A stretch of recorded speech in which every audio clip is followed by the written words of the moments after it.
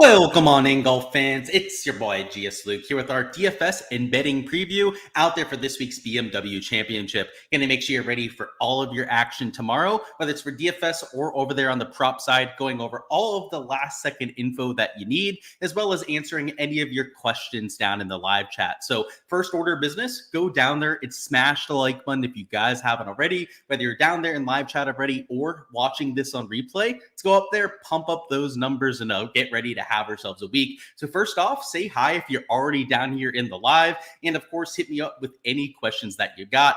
Order of business first, we're going to go through some of the weather and the course conditions for this week. Weather, not going to be a huge advantage, but we'll talk about the forecast. Course, though, a little bit of a change from what I saw earlier in the week. So we'll talk about what I'm expecting from that side. I think you're going to see a pretty low winning score. So maybe that foreshadows a little bit of that talk. Then afterwards, going through the DFS side of things, we're going to have all the ownership up on the spreadsheet this time. I'm going over any specific players that you want my take on. And then towards the end is when we're going to go through props. So if you've been here a while, you probably know the deal. But for anyone that's new, just wanted to give you guys the gist of things. We've got a little bit of Starbucks in the cup, trying to wake up a little bit this afternoon. It's a little bit rainy and dreary down here, which is pretty commonplace this time of year. It's the wet season down here, and that combined with being dark pretty early today, reason why I needed to pick me up. What's going on? M Brinks is ready to get after it. You were there early at 5:11, so let's get it. What's going on? Antonio got MetroCon down there as well. Let's have a great weekend. Couldn't have said it better myself. What's going on? Barry, he's looking for a bounce back from Morikawa. I think it's a sharp take to go after that guy that, is a little bit of a flop flag spot. What's going on, Joseph? What's going on, Brandon? I do think it'll be a birdie fest. We'll touch on that with a lot more detail here in a few minutes. What's going on? Nick says, hope I'm having a great day. I am, absolutely. Always a great day when we're building some lineups, getting ready for the slate. Barry says, hey, Luke, what is my take on Dietrich? We'll talk about him later, actually. He's one of my highlighted plays for this week. So we'll save the talk on specific players. And yeah, I love you down there, Sean, and whatnot. We're going to hold off on some of those questions until we talk through the golf course and whatnot. So let's start it off with, first off, a look at the weather, which for the first few days isn't going to play a huge factor. But I like to cover it at the beginning of these shows just to square away all of those kind of questions. And what you're going to see for Thursday and Friday is a very similar dynamic. In the morning, next to no wind, probably like 5-6 miles an hour at the very most. Whereas in the afternoon, it gets a little bit spicier, but you're talking about 10, maybe 11 miles an hour of sustained wind. Nothing that's going to blow these guys off the golf course. So the weather's going to be extremely tame, at least for the first few days. And you can see that's the same thing if we look at the NEM for Friday. So we'll go over here. I'll show you the forecast for Friday, but it's actually changed a little bit. But I would expect this golf course to get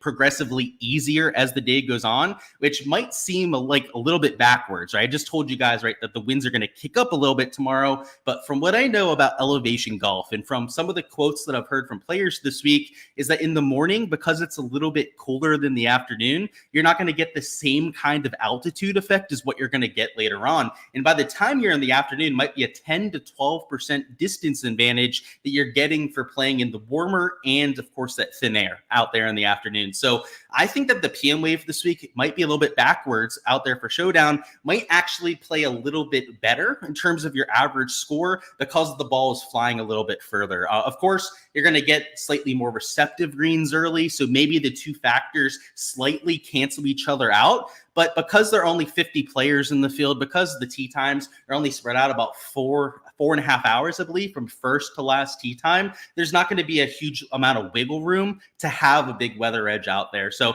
you saw that for the weekend last week, right? There were a whole 70 players to work with. Now that there's only 50 in the mix, you'd be really hard pressed to go out there and find anything. But now that this forecast on Friday has turned a little bit, I guess you could make an argument that the guys going off early tomorrow and then a little bit later on Friday might catch the better end of conditions. But that, of course, is dependent on this Friday forecast on being accurate, right? And that not end up flipping on its head. So Personally, I'm not playing the weather in my process over here for the first few days, but if you wanted to stack a few lineups towards the early starters tomorrow, I guess there is a world out there where they could get the slightly better end of things. But I think the thing to keep an eye on tomorrow is whether the AM or the PM plays easier, because the winds are going to be higher in the afternoon. If we do get about the same scoring average, or maybe even an easier scoring average out there in the PM, well, we know why, right? It'll be because the ball is flying to its actual furthest distance. It is maybe slightly more predictable than when the temperatures are changing in the morning. So just to show you what I'm talking about, right? You can see in the morning tomorrow, it's going to be like 67 degrees. And then by midday, it's about 83. So your players that are playing in those first 3-4 hours, I think that the ball is going to progressively start to fly further, and that's going to be something to account for, right? So that's why I think that these PM guys that are playing in pretty much a constant low 80s degrees out there with the Fahrenheit might be on the better side, right? They're also having the ball go its furthest distance. We'll have to see, though, right? It's just my best guess. I'm not playing Showdown for round one, so it's not like I'm going out there and only playing PM guys. But if we end up getting that out there for rounds 2 through 4, we'll know how to go out there and attack that kind of slate. So that's what I'll say about the weather. It's not really that newsworthy out there. But now we'll talk about the golf course, which beginning of the week, I thought it might play like a hard Muirfield Village out there out west. I do not think that anymore. So my thoughts on this golf course have changed quite a bit, and a lot of that because of the reports from the golf course. First off, it's not going to be firm and fast like some people were hoping for. In fact, it's rained like 3 of the last 4 days. And as of right now out there in Castle Rock, there's a chance that they're getting some thunderstorms as we do this live stream. So if they end up getting even more rain tonight, I mean, book it. It's going to be baby shit soft out there for tomorrow morning. So that combined with the fact that the golf course is playing even shorter than what some people were calling for is, I think, going to make this place a very solid scoring fest. I think at least 15 under par is going to win this thing. And based on some of the reports that I've heard, I mean, one of the books out there has the winning score prop at minus 23.5. I've heard a caddy say that they think around 20 under par is going to win this thing. I think there's an avenue where it plays even easier than something like 15 under par winning, which compared to my 10 under par winning score prediction from Monday, compared to some other people that thought it might be like -5, I had people guessing -7, -8 on my course breakdown video, is I think going to be way outside of what actually ends up happening. I think it's going to play a lot easier than maybe some of us thought on Monday, which has me looking a little bit more at putters, right? If we're going to get a Caves Valley situation, which was a very soft but long golf course with elevation change, coincidentally also a spot where they played the same BMW championship, well, then maybe we want guys to get filled up with the flat stick, because you had Cantlay in the playoff that year, also Bryson that was putting the ever-living heck out of it that week, and a lot of guys that you wouldn't expect to see win or be in contention at this big of a field, right? This strong of an event got towards the top of that leaderboard just based on their putting stats alone. So I think my idea of this golf course has definitely shifted out there since Monday, and I think if anything, it's put more emphasis out there on the flat stick and maybe less emphasis out there at the approach play. The one thing that I've heard from players, you've seen interviews from players that have talked about this, is that the ability to judge your distance seems to be really tricky at this golf course. And I think it's going to affect everyone, because sometimes you get an extra 5% out there in your irons. Sometimes it's up to an extra 12 to 15% distance. And when there's that variable aspect to it where it's not extremely predictable from shot to shot, well, even your best ball strikers, like for example, a Scotty Scheffler, might miss a few greens that they're not used to this week. However, the greens, the around the green shots look very straightforward at this golf course, and they have less slope than what I was calling for early in the week as well. Some of the overhead views made it look like there was more contouring on them, but after they uploaded the shot tracker, which by the way, I'll just show you what I'm talking about here. Let me bring up the PGA site. Actually, I don't think I have it up on a tab yet, so let me do that. But what I want to show you is the greens are extremely flat. I thought that there was going to be a lot of undulation to them. I thought, people were comparing this to Augusta National, which is why I guess I fell bait to that. I guess I should know better than to trust random slapdicks on Twitter, right? That get their information from one person and just parrot it out their ass. And essentially, when one person gets it wrong, right, all the other Twitter slapdicks just all end up saying the same thing. And then the whole community ends up getting it wrong by the end of the week. So if you take a look at the greens, these are not Augusta National greens. If you take a look at the Augusta ones on a shot tracker setup or just with a greens reading book, like a lot of you have probably seen, it's like 3 to 4% slopes all over the place. Here, the only big slope on hole number 1 is here towards the middle right. So yeah, shots, if it's firm and fast, it won't be this week. I guess would rebound off that and go a little bit left. But I mean, look at the slopes on here. There's nothing to it, right? Everything is extremely gradual. And just to show you that this isn't a one-hole thing, hole number 2 is the same exact situation. You've got a little bit of slope over here to the left, but where you're putting and where you're around the green shots are going to be coming in from, I mean, this looks like a Rocket Mortgage Classic. This looks like a freaking Donald Ross design that's been dumbed down over the years. So I think that the difficulty that some people were talking about is just probably not going to be there. Don't get me wrong. If you're driving the ball over the place at a golf course this long, you're going to have a hard time making pars. But the driving corridors out there to add on top of that are massive this week. That's what I've heard from a lot of players out there. And I guess that's what's changed about my take on this golf course, is that I no longer really think it's a great test of golf. I now think it might be, I hate to use the word, a birdie fest. I know Brandon used the word before, but I guess I have to because it makes a lot of sense. But unfortunately, I think it could be a birdie fest. So if that's the case, you're going to want a lot of putters this week. And a guy like Scotty that I was super high on out there on Monday, I'm now pretty average on. In fact, rather than making him my one stand up there in like the 10K plus range, or maybe like the $10,400 plus range, I've now got a few other guys mixed in. So I'm spreading out my exposure a little bit more than before, a lot of because I just don't think it's a pure ball striking test anymore.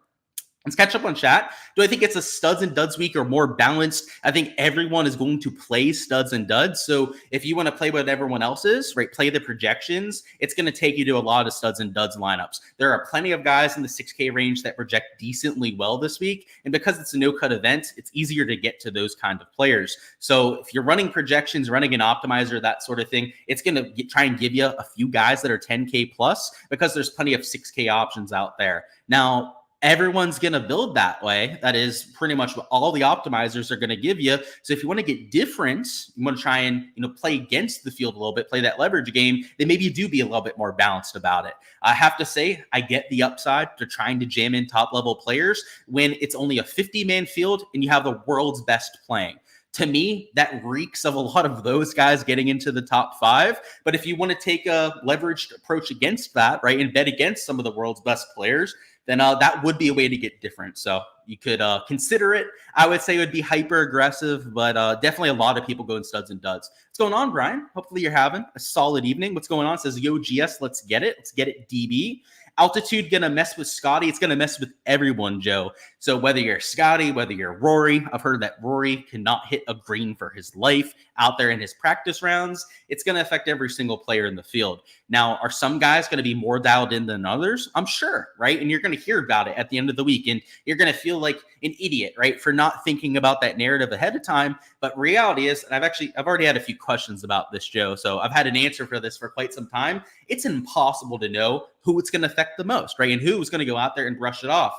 I had somebody actually ask about Scotty in particular, and I think that a lot of people that are going down this route are just looking for a reason to avoid the guy. And frankly, if you're already that far down the rabbit hole, just don't play him this week, right? You're just trying to find a reason not to use him. But what I told the person that had a little bit of a worry about that with Scotty is I said, hey, but he's got Teddy Scott as a caddy. If you know anything about Ted Scott, he caddied for Bubba Watson before that, and he would compete in that WGC down in Mexico all the time and play really well. Other events with altitude, including the International, right? This golf course in the past had played very well. So not only does Scott have experience around Castle Pines, this golf course, but he's also, I actually talked about it on the range session today. He seemingly has the altitude stuff figured out. So, for as many reasons as you could say that somebody could suck with the altitude this week, you can make up a bullshit narrative for why they could play well this week as well. So I'm not using that as all, right? But just like I think that maybe that does help Scotty, that doesn't boost him up in my rankings whatsoever. I would play it pretty black and white, go off your modeling, pick your key stats to go off of. The narrative stuff, you might get it right every once in a while, but you're doing just your best guess at the end of the day, right? You're just going out there, you're trying to use your intuition, which can be right sometimes and can obviously be wrong as well. What's going on, Kep? Are we thinking a PM wave for Thursday Showdown? I'm not going to play it, Kep, but I do want to at least throw out the idea that the PM might play easier, but the wins are going to be higher. So frankly, I probably just wouldn't play Showdown for round 1, and I would just see what happens, right? Try and get an idea for how the golf course plays. So for rounds 2 and 4, you can take advantage. Round 1, just like with the narrative stuff, you're just taking your best guess. If you're okay with that, you want to go out there and gamble, then maybe you do that, right? But that's not my kind of thing. I try and stick to my process and what I know I can exploit. What's going on, Antonio? What are my thoughts on the theory? This, of course, will play out like Kapalua. It won't be minus 29. So part of the reason that Kapalua gets to that kind of score is because it's a par 73. I think a lot of people forget that. There are 6 par 5s, I believe, out there at Kapalua. So a lot more scoring looks than what you're going to get this week. I think 20 under par, what I've actually heard from a few caddy buddies of mine is that one said minus 18, one said minus 20, one said minus 22. So all right around that minus 20 mark, you take the average, you get minus 20. So that's what I'm going to go with. I'm going to go with the guys that have seen the course, that are with players out there looping for them, and go with that advice. Kevin says, what do I think about the bogey average this week? I've got it in like the 2 to 3 range, something out there like that, and that's what I'm going with.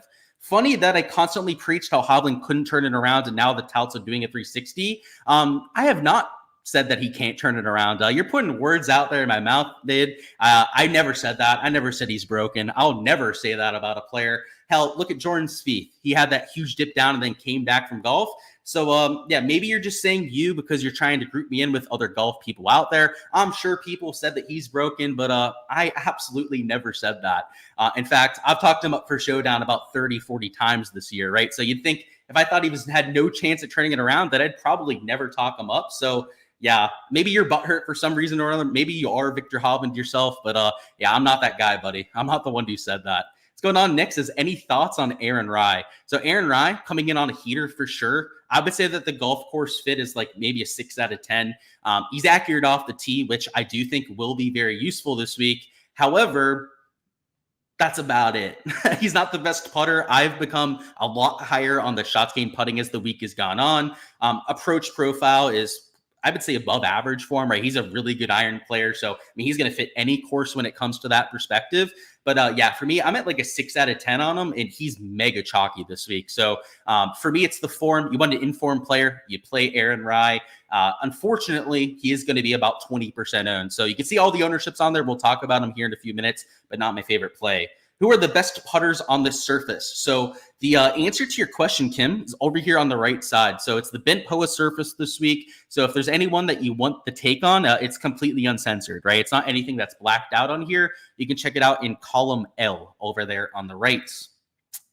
You always play round 1 showdown. Okay. Yeah. Hey, if you enjoy it, then by all means. I just usually stay away, Brian, because I do have my main slate exposure. And then I try and use the stats and whatnot from round 1 and try and adjust to that. So that's what I would say. Yeah, considering we had him on this nuke round 2. Yeah, we had him last week and the week before that, right, Ross? It's I don't know. The guy's butthurt for some reason, right? You're on the internet. You're going to get some butthurt. I was going to say something out there. You're going to get some butthurt people out there that say some stupid stuff, and we'll stay away from that. Do I think jamming in 3 9K golfers is viable? It would get you different AO, that's for sure. If you're going to go with that approach, you'd be avoiding, I mean, all these 10K players, right, in that kind of lineup. So first off, you can look at the ownership numbers up here. They're all relatively high, right? Your lowest owned players like 10% out there with Aubert. Down here in the 9K range, you still have like a 20% owned Cantlay. You still have got guys at like 12, 13%. So it's not like everyone's low owned, but you do have your Sam Burns. That's 9.7. You do have a Billy Horschel at like 9.6%. So if you go down here to the 9K range, I guess I'll talk about this before we talk about like our specific players here, is that the ownership is definitely towards studs and duds. I know we had a question about that before, so I've already kind of alluded to it a little bit. But what you'll see out there is that these guys are way higher owned from, let's say, like Wyndham Clark up, like $9,200 Wyndham Clark. And then look at this 8K range, right? So like from Bazane up to Henley, where normally we have a bunch of guys that are like 15 to 20%. We've got Rai, who's 19.2%. So I mentioned, right, he's getting quite a bit of attention, almost about 20% projected ownership. But then you have all these other guys that are under 10%. So it's not like they're all my favorite plays either. Like Henley 9.1, a Sanjay, right? He's got decent form himself at 8.4%. If you're going to take that more balanced approach, you're going to instantly get different. Like even if you play an Aaron Rai, your balanced lineup is going to have a bunch of guys here that are probably sub 10% owned. Whereas if you go this studs and duds, you're going to take probably one of these top 2, right? And you're going to see both are about at least 20%. You're taking at least probably someone 13 to 15% with your second man in, unless you were to take Aubert that I have slightly lower owned than some of those other players there. And you can see where the ownership's not only going to catch up here, but what I want to also show you is the bottom end of the board when it comes to some of the ownership numbers, right? Towards the bottom end of ownership, you see a lot of guys down here like Max Grazerman's 23%, and Austin Eckroat's 15% owned, Eric Cole 14%, Nick Dunlap 16.4% himself. You have a lot of guys down here that are much chalkier than what we're used to. A lot of times we'd call 6K chalk out there, like 7, maybe 8% owned players. On a slate like this, it's like 15 to 20%. Hell, in single entry, somebody like Grazerman might be like 30% owned out there in that kind of format. So if you do go studs and duds, rather than having a whole bunch of options that are like sub 2% to make up for that ownership, you don't have that on this kind of slate. What you do have is like chalk up top and chalk down low. So I think if you go with that kind of approach, it's like the 3-9K golfers, right? Circling back to your question, it's going to get you very different because you're going to be able to take less cheap guys down low, which coincidentally, it's kind of weird too. It's not normally like this, right? It's actually going to get you lower owned value options, and you're still taking decent players for your all 6 spots. So I actually don't hate that kind of build. I wanted to point out the ownership, and that's why I didn't censor all of it this time, is so I could show you that kind of trend on there, right? Obviously, if we only had like these highlighted plays on there with the ownership, you probably wouldn't be able to see that. So it's not always something that I bring on here in the live stream, right? Not always something that I'm including, but I wanted to this time. Big Vic is chill out. Didn't really like him before, then heard an interview. Yeah, he's always been a player that I've respected and kind of liked. I have to say, when he was early on tour and kind of first just breaking out, I was a very big critic of his, and I was a very well-pronounced one, saying that the around the green game had to improve. Once he did that, which was towards the middle of last season, it's when he started competing at majors, made that run in the Fedex Cup playoffs last year, is when he improved that around the green play. And ever since then, I've been saying great things about him. In fact, this recent run has not been great for me because I've played him a lot. And how couldn't you like him, right? Guy just smiles all the time. He's one of the best characters out there on tour. And yeah, I'm sure that wasn't him down in China. I'm sure it was one of his mega fans, right? That was a little butthurt about stuff, but it is what it is.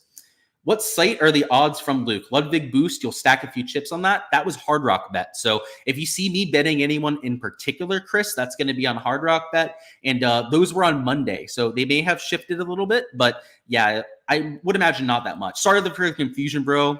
I meant you called Hovland turning it around. Oh, I see what you're saying now, dude. I was like, what do you mean? I was like, dude, I'm a big Hovland guy. So like, I was like wondering why you were calling me out about that. It was getting me fired up a little bit too. I was like, what are you talking about, bro? Like, I was on the opposite side of that shit.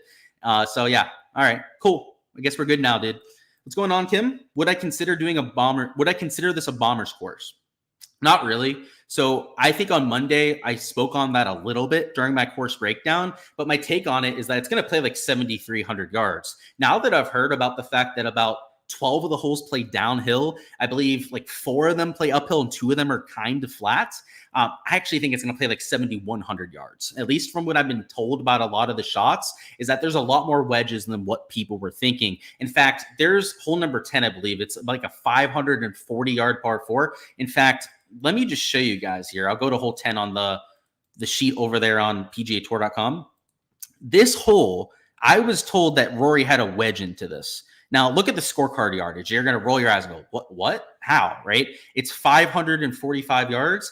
I was told that guys were hitting the ball 450 on this hole, that there's a chance that if somebody can hit like a sprinkler head, maybe this cart path down the right, that they could break the driving distance record. Obviously, if they hit this cart path on the right, they've got to avoid the trees with their bounce to go out there and break that record.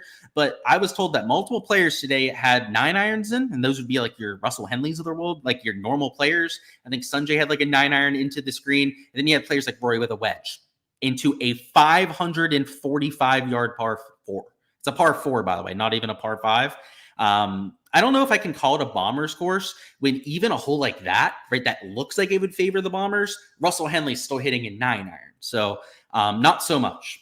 What's going on, Zach? Dart throw on JT Poston with the putter. So I think it would be just that, a dart throw. The off the tee play worried me a little bit more on Monday. I still think it's a course where you've got to drive the ball well. I don't think it's going to be easy for everyone out there, but if you're keeping your ball in play, I do think there's a lot of scoring to be had. So a lot of that's going to come down to his driving accuracy. If he can keep the ball in play, I like his chances. Scotty, a big Cowboys fan, can't win in the playoffs. We'll have to see if he changes that. To this point, you're right? He hasn't won quite yet. Donkey Chalk Max, Jesus Christ, that's high. Yeah, you're 100% correct. On a week like this, one thing I'll say is that you're going to get players that are extremely high owned like that. If you want to avoid somebody based on just pure ownership, you can, but I will remind you that just because somebody's high owned does not mean it's the end of the world, right? If you want to use a Max Grazerman, you just got to get different somebody somewhere else. So if you're using him, for example, you probably don't want to pair him up with a super chalky Cantlay and Clark up top. Maybe if you're using an Aubert that's slightly lower owned, maybe if you're using one of these like 8, 9K guys that is sub 10%, you can get away with a Max Grazerman down low. The reason why he's that high owned, by the way, and I think it's everyone's projections, not just mine out there, is that he projects just through the roof. I mean, look at this, right? Projected fantasy points, 55.4. That's nearly 20 more points than Pavon, right? That's 13 more points than Thomas Dietrich, who I still think is a pretty solid play this week. If you're looking for points per dollar value, I kind of get why he's getting all that ownership, especially in the no-cut event. He can't miss the cut, right? Do I think that Keegan is a good fit? He's like a 5 out of 10. I don't think he's a poor fit by any means, Nick, but I wouldn't call him a good course fit. All right, let's go through a few players. We're going to go tier by tier here, talk through some of my thoughts on this slate. And if there's any specific players you want my take on, I will touch on all of them. I do want to add on to that with Keegan. The one thing you're getting with Keegan this week is he's a little bit overlooked, right? He's only like 10% owned, which if you're comparing him to Nick Dunlop, like give me Keegan all day, right? Just because I'm like at a 5 out of 10 on him does not mean that I hate him. I'd much rather have a 5 out of 10 for course fit, for form sentiment, whatever the case may be, right? Somebody I'm just average on that's about averagely owned, then even Dunlop, who I get the form. I love the kid, right? I've sung the praise on Nick Dunlop the entire year. $6,900 though, 16.4%. Like, I can't do it. Not at this kind of field. So Keegan Bradley, I do think is in play. But yeah, if you have any specific player questions, just let me know, guys. I wanted to circle back on my full thoughts there.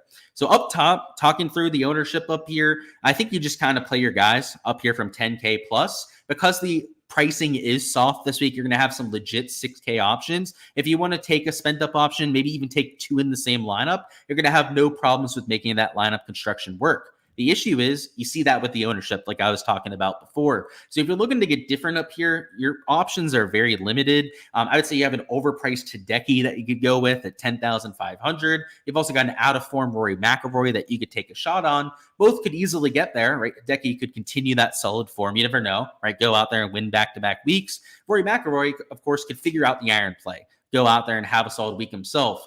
Personally, I like the more foreshore options up here. You guys know I'm playing Scotty Scheffler, but because I'm not as sold on him, I'll be about matching the field out there on Scotty and matching the field on Xander Schauffele as well, which I know sounds like the biggest cop-out move ever, but that's what I'm choosing to do on this given slate. I don't want to have to pick my spots up top. Both guys, I think, are very live to go out there and win. And because the salary isn't one-to-one, right? It's not like it's a $100 difference. It's a whole $1,200 going from Scotty down to Xander. It does put you in a slightly different lineup composition. So I think having both of those different kind of price tags has some utility with my builds, especially as a 150 maxer. It gives me an ability to differentiate a little bit easier out there with my last 5 spots, which isn't going to give me the same sort of like chalky combinations up top. So what it does, right, it gets me to different guys down low when I'm using each sort of player. So if they do both get up there into contention, maybe neither one ends up winning, but they finish top 5, they make a shit ton of birdies and they get there that way, then I have different combinations of lineups to maybe bink a GPP. So personally, I just like it when it comes to like diversifying my portfolio, giving me a different few salary ranges that I'm landing on a little bit further down the board. And Xander is used to playing at elevation. So if you want to use that narrative, by the way, so I've heard that a million times this week about Wyndham. How aren't we mentioning the other players that have played at elevation? So I'm sure a few other shows have thrown this out there, by the way. But if you think that Wyndham's going to have a better week because of the altitude, first off, I think you're a moron. I'd love to play you in some head-to-heads out there on Draftkings. But if you're going to use that kind of narrative, right, I'm betting Wyndham. That's not why I'm going out there and using him. But if you're going to give him that credit, you have to give it to Tony Finau. Tony Finau's from Utah. He practices out there for 3-4 months a year. So obviously he's pretty familiar with the altitude as well. You also have to give it to Colin Morikawa, who practices out of Vegas for a lot of the year. Obviously, maybe not as drastic as what you're going to get out there in Denver, but it's still at like 3,500 feet. So that's going to have an impact on play. You also got to give it to Xander. Xander also lived out in Vegas for like 4 or 5 years. In his presser this week, he talked about being familiar out there with the elevation. You also have to give the guys that have played well elevation in the past, right, a boost. And believe it or not, guys, if you look at the courses at elevation, number one in the world in terms of shots gained is Rory McIlroy, right? So if you're using that kind of narrative, which I think is bullshit, I'm using it 0% in my modeling this week. I could not give a shit whether you're from elevation or not. If you're going to do that, you have to give all those other players credit too, right? You can't just say, oh, Wyndham's from Colorado, he's going to win this week. You're full of shit. Like I said, give me all the head-to-heads on Draftkings if you want, if you're thinking that sort of way, because I know I can win against that sort of player that has that kind of just brain-dead mindset. Goes out there, goes, oh, Colorado means he'll play well. Like, thank you. I'll take all of your entry fees over there on DraftKings. So if you're thinking that way, and again, maybe you're a less experienced player, I'm not trying to call you out too much, but that kind of thinking is not going to win you money long-term out there in GPPs. So if you're going to use that narrative, I guess just spread the love out a little bit. Right? It doesn't have to be all about Wyndham Clark if you're going to choose to take that kind of mindset. I do think you're brain dead if you're going out there and you're doing that sort of thing, but if you choose to do so, it just can't be about one player. In terms of the ownership in this 9K range, as I've mentioned, it's a lot more spread out. So if there are spots here, I should say, that you can go out there and get a little bit cute with, but nobody that's going to be like a true leverage option. So somebody like Gobert still got it about 11%. I've still got guys down here at like 9% ownership, even if they're going to be low owned. And unfortunately, it's guys like Billy Horschel that are way overpriced. Sam Burns, who, I think he's playing well. I don't think you could argue with that based on how he's played the last month or so, but $9,400 is pretty expensive in this kind of field. So this part of the board, I think the chalk is probably worthy of being a chalk. I mean, I bet Wyndham Clark, I bet Patrick Cantlay. So as you could probably tell, I'm not getting very different in this range, but I am using guys like a Tony Finau, in certain lineups to at least punt the range when it comes to ownership. He's about average out there at about 13%. So he's not going to be like chalky, go out there and make you have to worry about that with your other 5-6 spots, but he's also not going to get you different down there. I guess you could say the same thing about Victor. I guess I want to point this out with Victor. The reason why I'm playing him this week is when this guy catches a feel, when he goes out there, he finds his ball flight, he runs with it. You saw it last year. He went on that run at the same time of the year. That's not the reason why I'm getting to a Victor Hovland. It's the form. It's the fact that he looks to have found that left to right ball flight, that fade that he's searching for.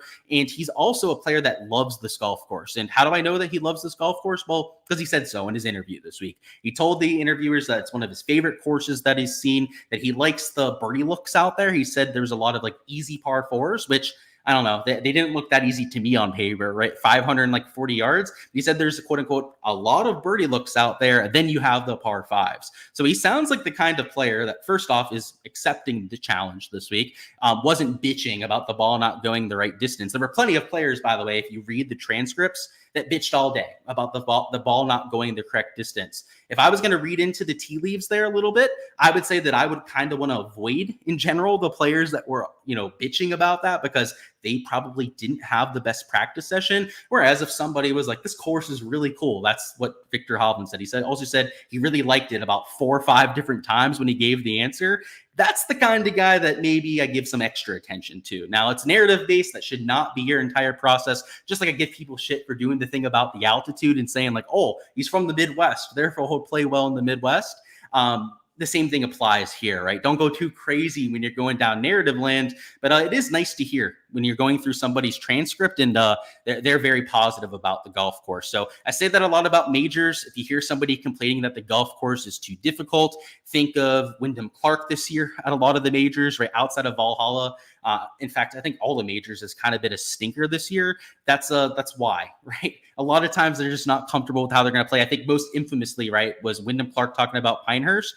And if memory serves me correctly, he didn't have the best Pinehurst performance.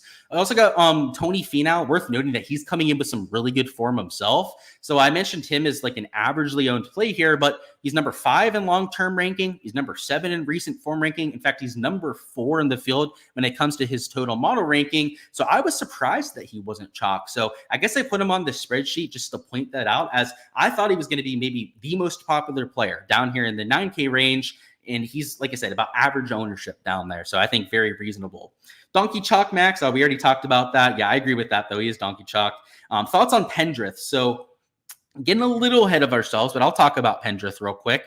So he's down here at about 7,300. I think he'll be slightly more popular than he probably should be. I do like the fact that he's both long and pretty accurate off the tee. So from the off the tee perspective, I think fit that kind of narrative. He's a decent enough putter out there on the bent POA surface. But as you can see here, he's higher owned than most other guys in this range. They've got guys like Denny McCarthy at like 8.5%, Brian Harmon 9.8%. So he's not going to get you different, but at the same time, if you're getting different at 1-2 other spots in your lineup, I mean, you can get away with that. This 14.3% is a little bit higher than average ownership in this range, but it's not completely out of hand, right? It's not a 23% like you have down there in Grazerman, where it's impacting the rest of your lineup pretty significantly, right? If you're taking like a 23% owned guy at $6,300, you're really going to have to worry about ownership at 2-3 other spots. You're going to have to force in some guys that are sub 10%, and you can't fall asleep, right? When you're building those kind of lineups,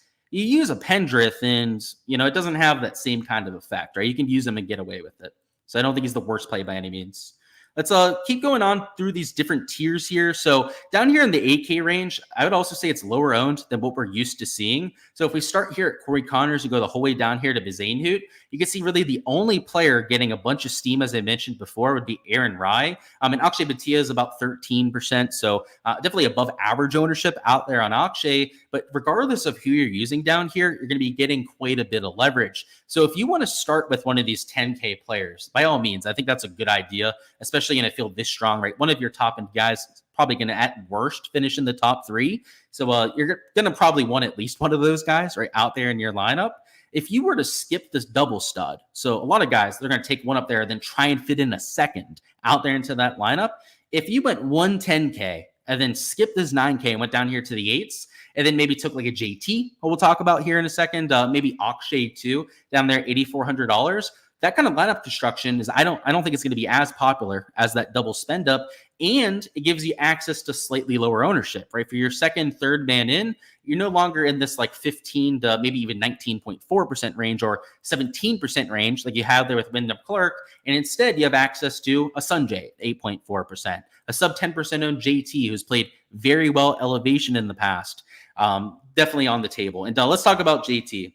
If there's one guy I'm using the elevation narrative on, it's a low-owned Justin Thomas. And it's not that he's from a place with elevation, like, oh, we're guessing that he's going to, love playing with the extra distance. It's that we've heard him say in the past that he loves playing at elevation and that he's proven it to us. If you take a look at the WGC down there in Mexico City at Chapultepec, I cannot say the name of that golf course, so make fun of me all I want for saying it that way. But that golf course is at like 7,800 feet, which is even higher elevation than what we have this week. He shot a 59 to go out there and win once. He's gone out there, I believe he's finished top 5, like 5 of his last 6 years at the WGC. I don't know. I would rather lean into that narrative than to be like, oh, this guy's from Utah, right? Tony Finau, and go out there and play him for that reason, right? I'd much rather actually have tangible results at that style of golf course and use that to go out there and make a play. I guess I could say that about Rory too, right? He has actual tangible results at golf courses at elevation. Same event down in Mexico. He's had an insanely good track record, but also on the DP World Tour when they play in Sweden, the Swiss Alps down in that direction, he's had a lot of success over there as well. So I don't know. These are the sort of guys, if you're going to play a narrative this week, make it a narrative that has some statistical backing. Don't go out there and just hope that you're getting it right, would be my recommendation.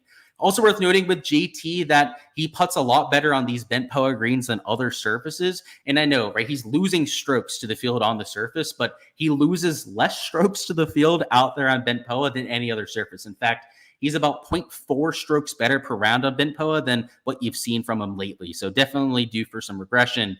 We've got Davis Thompson as interestingly higher owned than he probably should be. You see, I got him there at like 14% ownership. So that's a little bit far from ideal if you're trying to go out there and play him. So personally going to keep me off of him a little bit. I like Pendrith a little bit more, so was much more in consideration out there for my exposure. But in this range, there are a lot of pivots that you can mix in. So McIntyre is not going to be one. You can see he's also about 15% ownership, but you've got your Norns, your Benny Anns, your Denny McCarthy's that are certainly within play. I mentioned Keegan before, right? He's definitely an option that you can get to for a little bit of leverage. And in this range, if you're using any of these like 8 to 10% owned players, it's going to offset some of that chalk. So maybe you're taking one, maybe two chalky guys towards the top. And heck, maybe you're even using like I don't know, an Eric Cole down here, a Dunlop, somebody like Razorman that's like 23% owned.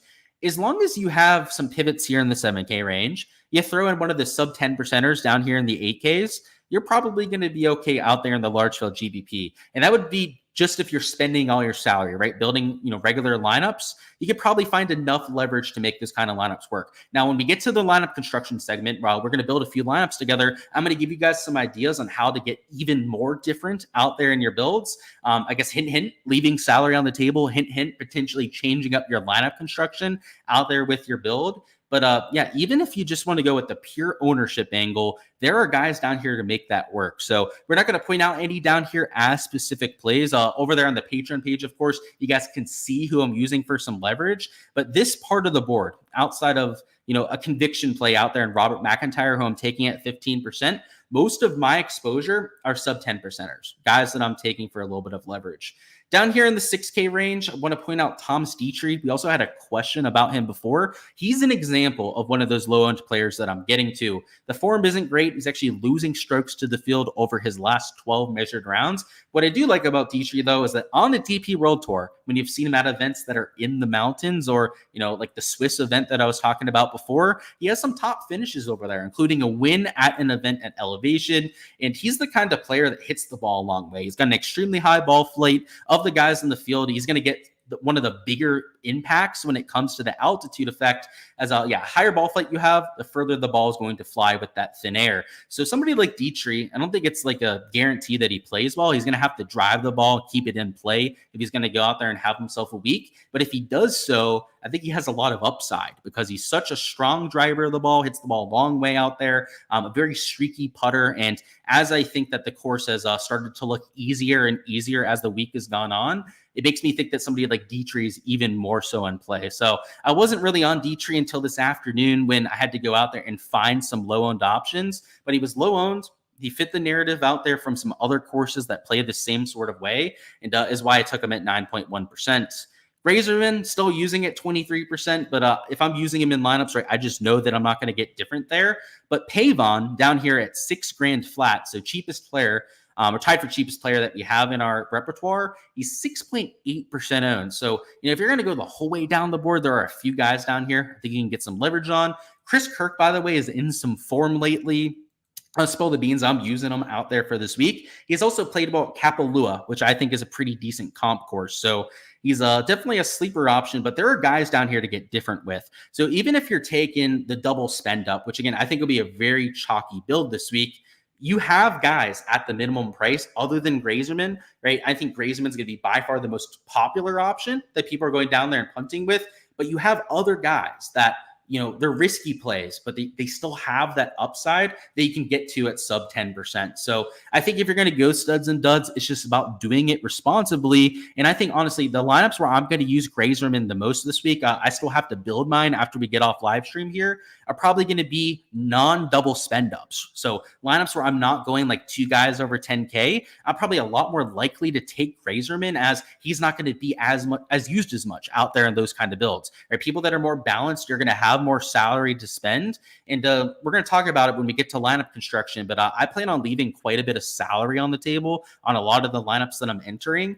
So if I'm going to do that and I'm starting with a non-double spend up, it would make a lot of sense to have to go down here to like a $6,300 Grazerman so that I can leave that salary on the table. So as I said, we're going to talk about some creative ways to go out there and build lineups here in a few minutes, but using Grazerman in those kinds of builds is probably what I'm going to do to try and stay away from duplicating and having a lack of leverage out there compared to other lineups. But Pavon, I do want to talk about why I liked him at 6.8%. So the putting on Bent Poa is really good. That was the main reason I'm going out there and playing him. But he's also a very strong driver of the golf ball. He's got a predictable ball flight. When he's playing his best golf, he's capable of gaining across all four stat categories. He's definitely a little bit inconsistent with the irons at times, which you'd expect for a 6K golfer, right? You're only getting so much down here at this kind of price tag. But just like I say all the time, with these pure punt plays, it's not who you're getting down low all the time, it's what it's buying you up top. And what it's buying you up top is a ticket to a double spend up without having a 25% owned player. And the unfortunate part about Grazerman is that in double spend ups, he's probably going to be 40% owned, right? So even if he is only like 23% out there in the large field GPP, in lineups that are starting with 10K plus players, it's probably at least 40% of lineups that are going to go down to Grazerman as their punt. If you know that, and this is why, right? If I'm going double spend up, I'm probably not using Grazerman, then take anyone else as a pivot play down low and hope that they're the one that gets there as opposed to Grazerman, so that in the large field GPP, you're not playing against 30% of the field that has the same value option down low. Instead, you can have that piece of leverage that in some cases, right, is going to be like sub 7-8% owned that is really going to move you up those leaderboards. So I think that this is a week where you have to be especially careful about your lineup construction. And that's why my lineups aren't done, right? It's why I have the coffee over here to keep me up for the next few hours, because I'm going to be doing a lot. And it's going to be a lot more involved this week, going out there and setting groups to go out there and make sure I'm making my lineups correctly. So we're going to go over any specific player questions if you have any down in chat. But this lineup construction segment that we're about to get to is going to be more important than most. That's for sure. What are my thoughts on Thagala? Well, I think that he's a decent low-owned option. So if you're looking to get leverage, he's in play for that kind of play. But I don't want to give away whether I'm using him or not this week. So I'm going to leave it at there. He's low-owned and he's a good GPP play. Sean says, do I like Denny? I'm going to say the same thing about that. A good low-owned option if you want to get a little bit different. But if you do want my full take on him, I'll say check out the Patreon page. In terms of course fit with both, they're both more like putting-centric sort of players. So for Denny McCarthy, right, you'd be leaning into the bent POA stats. Thagala's ball striking lately it hasn't been horrible, but it definitely hasn't been his sharpest stuff. I don't think that either one is my favorite play this week, but certainly not out of play. I want to say that much. Again, I'm not going to tip my hand to whether I'm using either one, but yeah, definitely low owned, which is intriguing. Again, I'm probably giving away what I'm doing by saying that, but yeah, decent leverage spots for sure. All right, let's hop over to Draftkings and let's build a few lineups together. So if I'm building in the large field GPP this week, which I'll be doing for all my builds, it'll be 150 lineups out there in the $5 out there this week, then I'm really going to have to think about my lineup construction. If I'm going to spend all of my salary, then I really have to be forcing in some low-owned plays. And as I was mentioning before, it's a lot more difficult when you only have 50 players to choose from. So if I'm going to start with that kind of build, it's going to be really tough if I go with the double spend up. So if I were to take Scheffler and then try and force in, let's say like a Cantlay as my second man in, first off, that puts us the whole way down to $6,900 remaining. But unless we're taking, the guys down here like Pavon that I mentioned, maybe a Dietrich at $6,600. If you're going with any of the chalk down here, which of course will include Grazerman that I mentioned, and Eric Cole's going to be super chalky down here. Dunlop at $6,900 is going to be about nearly 20% ownership. If you're using these kind of guys down low, so like maybe it's a Grazerman Dunlop, the product ownership of these four players, it's just not going to get the job done. So if you're going to go double spend up, my recommendation would be to make a real pivot down low. It would be to maybe use a Chris Kirk at $6,100. Maybe that's where you use somebody like a Matthew Pavon that is going to be sub 8% ownership to go out there and offset some of that. So it's not like you have to get crazy different at every single spot. So like Dietrich, for example, right? He's like 9% owned. So he's lower owned than most, but certainly not a super low-owned leverage play by any means. You use these sort of players and you can start to get away with some of that chalk up top. So, though I think that you can take some ownership this week, it's going to have direct consequences on the rest of your build. If you choose to take that ownership up top, you're really going to have to force in some of that differentiation with the other 3-4 spots. So with 76.5 remaining for our last two spots, let's go with Adam Scott. I like Adam Scott this week. Also not crazy ownership. And then, hell, you could probably use a Keegan Bradley and round off this kind of lineup. Now, because we have Pavon sub 7%, because we have Dietrich at like sub 10%, we could probably enter this kind of lineup and get away with it. So like, for example, if I threw in, Keegan Bradley here, I would enter this in like the big $5 big 25. Could it duplicate? Sure, but it's probably not going to duplicate out there in that kind of contest. Maybe it will now, right, that I've thrown it out here on live stream, but otherwise it probably would not have duplicated out there. However, there is a world where you want to start Cantlay and Scheffler, and then you want to use Grazerman down low, right? Like there's definitely a world. A lot of people love Grazerman this week, right? Projections through the roof. I get it. You don't have to be that kind of guy. If you do want to be, here's how you can make that kind of lineup work. So as I mentioned before, if you're going to take this much chalk, and hell, I think even 3 pieces like this would be too much, but let's throw in one more just for the sake of this lineup. So I'm going to throw in an Eckroat at $6,300. So another super cheap, about 15% owned player. Now we've got 4 really high-end players here. This is where it starts to become problematic. And when I was thinking through my lineup building process this week, I'm just going to spill the guts here. I was highly considering not having this talk because it is what I'm going to use to generate an edge this week. But if you're still here for DFS, first off, go ahead and smash the like button because I'm going out there and just distributing this information. But the more that I was thinking about this slate, and I was thinking about the ownership in particular, especially with some of these studs and duds builds, I was like, if I'm going to go studs and duds, my ownership is starting to look a lot like an MMA lineup.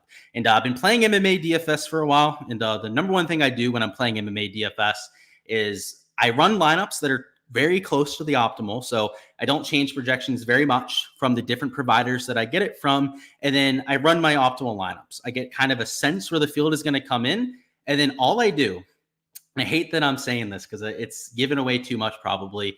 When I build lineups, I just set a cap with my salary spent. So the issue with building lineups in MMA, if you guys have done it before, it's a way bigger issue than when it comes to golf because there's only like 14 to 20 fighters that you can choose from, is duplicating with other people. In long term, if you're playing in the big field GPPs, right, it's all about just not duplicating yourself, making sure that you have that leverage.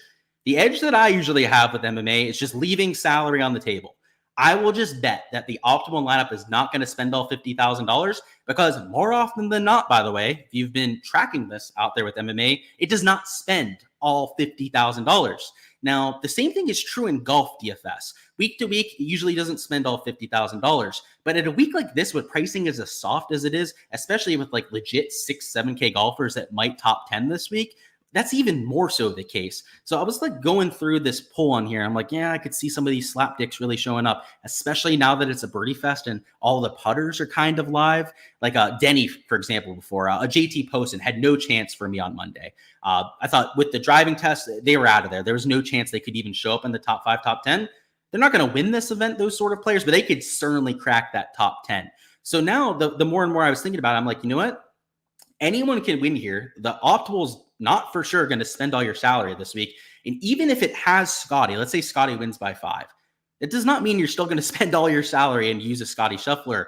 So what I'm doing, if I want to be a chalk donkey this week, and I'm going to be with some lineups, as I said, I like guys that can't lay Scheffler, and I really like Grazerman still. If I'm doing that, I have a very simple process this week when building my lineups. I'm going to leave at least $500 on the table, because no one else does that. Now, this week, I think more people are going to do it just because there's less players to choose from.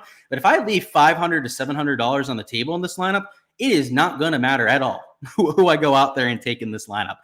It'll be different. It will not duplicate itself. It might have some leverage issues, but it certainly will not be duplicated out there in the GPP, which is honestly the main thing that I'm trying to avoid here. So I'm going to throw in a Matt Fitzpatrick, who is relatively low owned. And then for my last mid in here, we're going to go down into the 6K range and throw in a Tom Hoagie and leave a whole $1,100 on the table. This kind of lineup I would usually never get to, just because it's leaving like a whole $1,000 on the table. But you can't tell me that this combination of 6 players seems all that bad, because it's not, right? Normally, you'd be getting at least these kind of 6 players at any sort of tour event, and you'd be spending all of your salary, right? If not a worse lineup than these 6 players, even at like a major, right? Like you'd have a hard time fitting Scotty, Cantlay, Fitzy. And then normally guys like Eckroat, Hoagie, right? Like $7,100, $7,500 out there in a major. Now there's $6,300, $6,400 Tom Hoagie. This lineup has a chance to be the optimal, right? Now, this one has about the same amount of chance as any other different combination out there. But the point being that you'll get different with this same kind of combination just by leaving that salary on the table. So I probably said too much. That's what I'm using as a lot of my edge this week, because honestly, out there, the large field GPPs, it's more about not duplicating yourself than anything. out there in those kind of contests. I live by that in MMA. It's how I go out there and play. Now, there's only like 20 fighters on that, so it's easier to find the optimal lineup out there for MMA, which is why it's even more important just not to duplicate yourself, right? Because if it's going to be easier to get to the optimal and more people are going to get there, you want to share it with less people. But in a 50-player golf field, now I know it's still way more than 20 fighters that you're working with. A lot of the same concepts apply. It's again, it's not one-to-one. I was just trying to give you guys the best comparison that I can, but I think if you're going to be a little bit more chalky this week, that there are ways to make that work. Now, the other way that you could go out there and build some lineups would be to maybe change up your lineup construction. So just as I was saying that studs and duds is going to be what everyone is getting to, if you are more balanced about it, you decide to, maybe avoid that 10K plus range, you can take a little bit more chalk. So I'm going to throw in a Cantlay here, a Wyndham Clark. I'm also going to throw in an Aaron Rye, who I actually don't like this week, but I'm just going to throw him in here just for the sake of this video. And I'm even going to throw in like a Robert McIntyre here at $7,600. Because this lineup construction is going to be a lot more balanced, you can see we still have 7,400 for our last few spots. And maybe we use a Denny McCarthy. Maybe we go down here and throw in like a Taylor Pendrith with our last man in. No one in this lineup is really low owned, right? Like your lowest owned player is like a 9% owned. Denny McCarthy here. This lineup, because it's so balanced, is going to have a lower chance of being duplicated than some of those studs and duds lineups just based on lineup construction alone. Then you add in the fact that, right, you weren't taking like those 25% owned chalk donkeys down in the 6K range. And I think it brings you a lot of upside over there. So again, hopefully that lineup construction segment, you found it a little bit helpful, right? Whether you choose to build lineups like me or not, right? Obviously, it's just my personal take on the slate. Hopefully it gives you some perspective into how I think about things, right? And what I'm looking for in terms of trying to find the optimal, because it changes week to week, right? 156-man field, we have to change, treat a lot differently than what we're going to treat this 50-man no-cut field. And it should impact your lineup building process, particularly when everyone's dealing with the same sort of rules, right? You got to go out there, try and think what you think is going to be the best way to attack the kind of slate. Personally, that's how I'm going about it. So we'll catch up on any DFS questions. That is all I've got for that side of things. We're going to turn our focus over to the prop side now. So we'll look at underdog and some prize pick stuff. I'll also pick six if you guys have any questions over there. But yeah, any last second DFS questions, go ahead and hit me up down in the chat right now. And if you're just here for DFS, still appreciate you guys stopping by the live stream. Whether you guys were down there live, hitting us up with some questions, or you're watching this on replay, go ahead, smash that like button if you guys haven't already. Looks like we've got over 100 people down there in the live chat. So I know that this is a hard one to ask for, but hey, if all of you could like it, we could get over 100 likes. So we can obviously only work on that and trying to get as close to that as possible. So if you're one of those 100 people down there and you haven't already hit that like button, first off, what the hell are you guys waiting for? But let's pump up those numbers. So let me catch up with chat. Let me get a sip of this coffee and we'll figure out what we're doing here. So another great show. Thanks, Luke. Everyone, do not forget to hit the like button. Hey, he's doing my job for me down there. Appreciate you, Nick. Good call, Nick. Might have forgot you came late to class. Tisk, tisk, tisk. Got to get around to it, Chris. Let's go ahead and hit it now, right? Better late than never. Let's talk about some prop stuff. So as I said, you guys, if you were here earlier, at least you heard my thoughts on this. I think the golf course is going to play a little bit easier this year. And it's a different course, right? It's not like we can compare it to other BMW championships, but the golf course is soft from everything that we've heard. Conditions tomorrow look relatively calm. So I don't think it's going to be particularly demanding from that aspect. And because we have the 4 par 5s in play, I think there's a chance this plays a whole 2 strokes under par. So beginning of the week, I thought it might play like even to +2. Now I'm in that like even par to -2 range. So early on, I was very hesitant to bet the board because I thought it would make sense if it was going to play about even par. But now that I think it's going to play like -2, right, to have guys like Rory at a -2 projection, right? 70 strokes would be -2 for the par 72 setup. I think that there's some value out there on some unders. So I did take Scotty when he was at 69 strokes. You can see, unfortunately, that one has moved to 0.5, but this Rory McIlroy prop has not. So we only have props posted over there on Caesar/William Hill right now. Draftkings, Fanduel don't have their round score stuff posted, so we don't really have that to compare to. But what you'll see over here is that Rory is at 69.5. Now he is -130 towards the over, but now we're getting them with that push equity, I should say, out there at -2. So I like them for that. Again, if the course plays as easy as some of the people are saying, then I think this is a no-brainer. And I guess just to give you guys the insight that I was talking about, I've talked to a few caddies. I've gone insight via other content creators based on what they've heard from caddies out there on site. And what I've heard across the board, I have not had a conflicting report to this point, is that something around 20 under par is going to win. So somebody said 18 under, one said 20, one said 22 under par, as I said earlier. So with that in mind, if the winning score is going to be like 20 under par, these elite tier players are shooting like at least 2-3 under par for most days, you would imagine, if not something closer to like 4 or 5 under par. Now, not every single one of them is going to get into contention, right? Shoot something like 4 or 5 under par every single day, but you'd have to imagine that like a good amount of them are going to shoot like 4 or 5 under par per day. Guys like Rory are probably going to average something like 2 under par. Now, the reason why he probably hasn't bumped down as compared to other guys on the board that have is he's coming in with absolute dog shit form. So if you're trying to find somebody that is playing well heading into this event, he is probably not your guy. But there is one prop over here in Underdog that I think is undeniable value. And I honestly cannot believe like has not moved to this point, because I played it over there on my Patreon. I think it's one of the best value props that we've ever seen over here on the site. So let me go ahead and point it out. And did they take it down? It's a Wyndham Clark top 20, and I never bet these over here in Underdog, but they really screwed up the Wyndham Clark prop, and it looked like they might have come around on it. So yeah, look at this. They took it off the board. They had a Wyndham Clark top 20 prop posted at a 1.13x multiplier towards the over, and I already had Draftkings up to go out there and compare this to. But if we go over here and we find the BMW Championship, he's like minus 165 to top 20. So you go over here, you find the top 20 tab. You can see here, Wyndham Clark is minus 165 for the top 20. So maybe they repost that one over here. It was 0.5 top 10 finishing. Top 20 finishing position, but that was 1.1x out there towards the over. So if that one comes back on the board, definitely make sure to check it out, because that's one of the better props in my opinion. So trying to find a few other ones on here, it looks like everything is bumping, or at least all the stroke stuff seem to be bumping over here. So I want to do a double check on something. It's supposed to be raining over there in Denver right now. So I just want to do a little check at the weather app real quick and see what's going on, because it wasn't a guarantee that it's going to rain, but I want to see what we've got.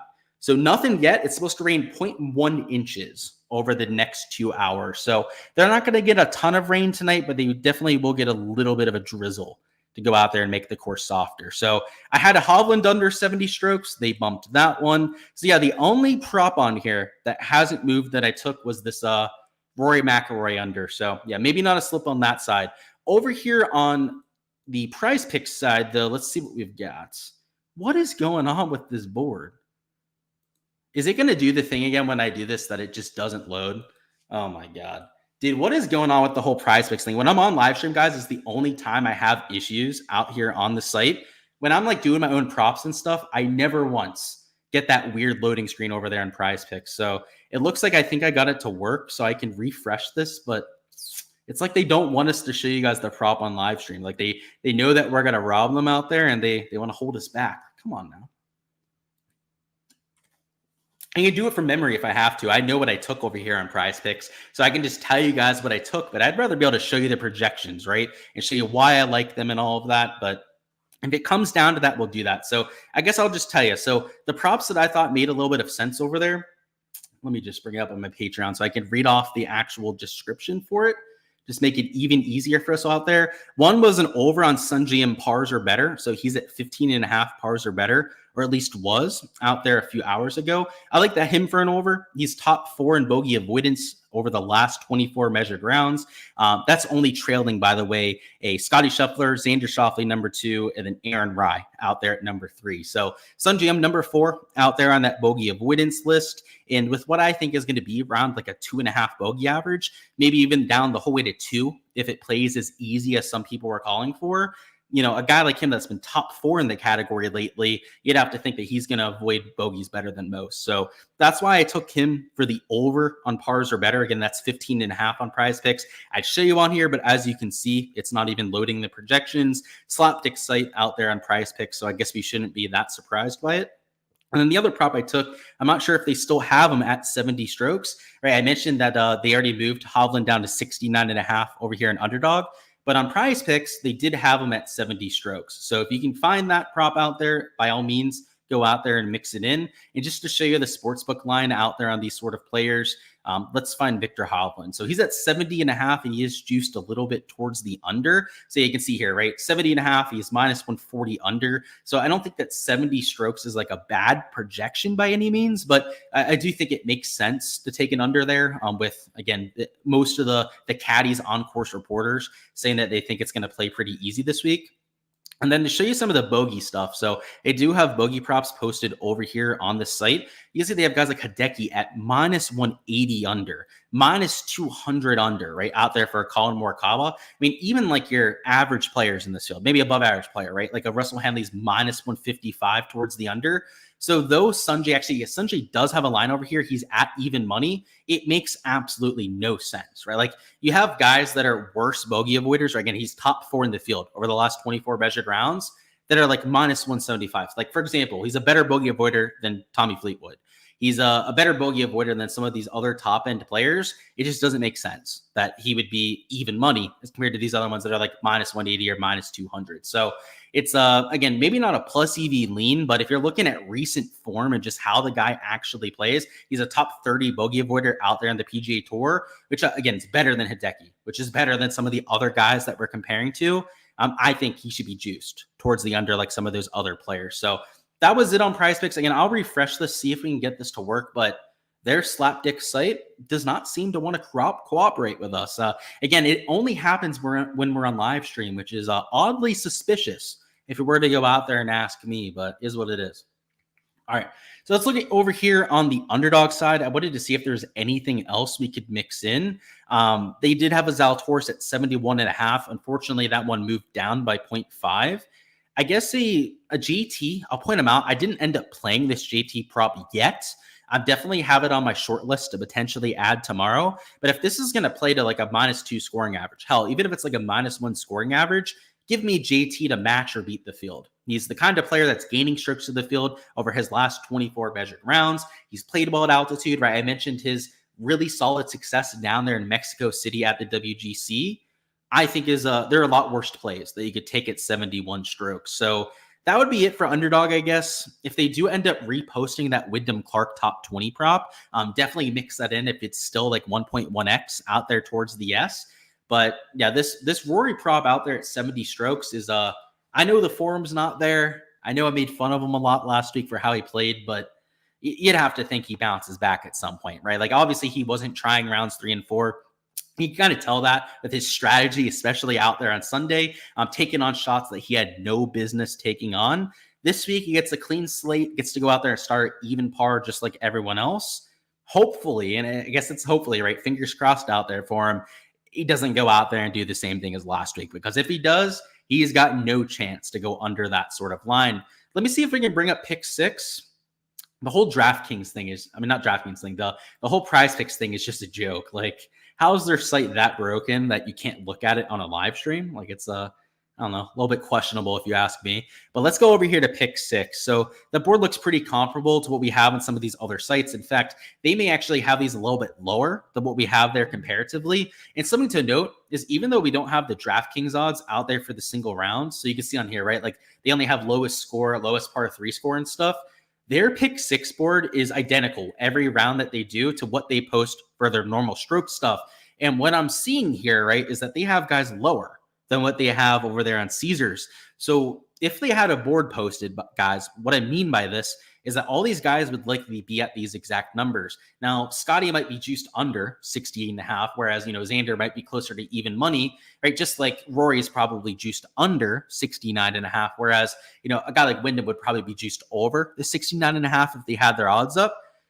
Something that I've noticed that is always the same. Like literally their odds over here on their regular book compared to pick 6 are always spot in line. So though we don't have them to compare to, I would venture to say, and again, this is me assuming, and this is not me knowing for sure, if they had odds posted, this is what they would have gone with. I would have to imagine. So that is actually, I don't think that there's a lot of value on this board, right? That being said, I do think it plays easier than like what Caesars was calling for, but it is worth noting comparatively that DraftKings, right, who does the pick 6 stuff, post the same odds right over there in their normal book, has stuff lower. In terms of their birdies, they have some 4.5s posted. all comparable to what we have on the other sites. So, like, for example, Rory at 4.5, I think that one's a pretty sharp over. Let's see, fantasy points, never my favorite category, but let's see if there's anything that is like drastically off. It doesn't look like it at first glance, but always worth looking at. 2.5 bogeys for some of these kinds of players. I already told you guys, I like that Sun GM right under bogeys or over 15.5 pars or better. So maybe that could be an option. And then with strokes, let me see if any really stood out. I don't think so.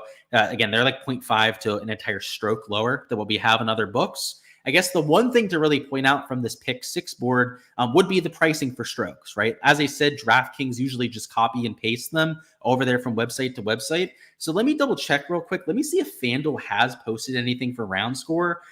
We already know that Draftkings hasn't quite yet, but Fanduel also hasn't had anything up. So maybe it changed. You never know. I would expect them to post it probably after play starts and they can compare a little bit. But yeah, just like before, they still don't have any odds posted over here. So it's, again, a lot of unknowns. That's likely why they're avoiding posting the board. They don't want to get tripped up too much if they get the pricing wrong. But based on what we got on pick 6, I've got a sneaking suspicion that DraftKings and probably FanDuel as well thinks that this is going to play like a pretty easy golf course. So I feel pretty good about the leans that we've taken. If you guys need to add anything right now, again, it's this under on Rory, this under on JT at 71 strokes. And then on Prize Picks, though it won't load, it would be the over on Sun GM pars are better at 15.5, and then an under on Victor Hovland at 70 strokes. Not sure if any of that bumped. Let me know down in chat if they have, but that is my take for this. Thought it would be minus 15 or 17. Yeah, I thought it would be minus 10. So I've definitely changed my stance quite a bit. What's the 18th hole? What is the par on it? So I'll show you right now. So if you go over here to the Tourcast, I'll show you 18. Pretty sure it's a par 4. It's a long par 4 at that. So let me show you. So it's 514 yards. I've heard that multiple players were hitting wedge into hole 18. So this plays uphill, as you can see from the imagery, but because of the ball going so much further, I've heard some players literally hitting a wedge into it, which is, again, it's why my stance has changed so much. Like if it's really going to play that short, then throw the scorecard yardage out. That's for sure. Both are still up and haven't bumped. There we go. Good shit. Has been up for a few days. Not sure if they're showing up on the main tab.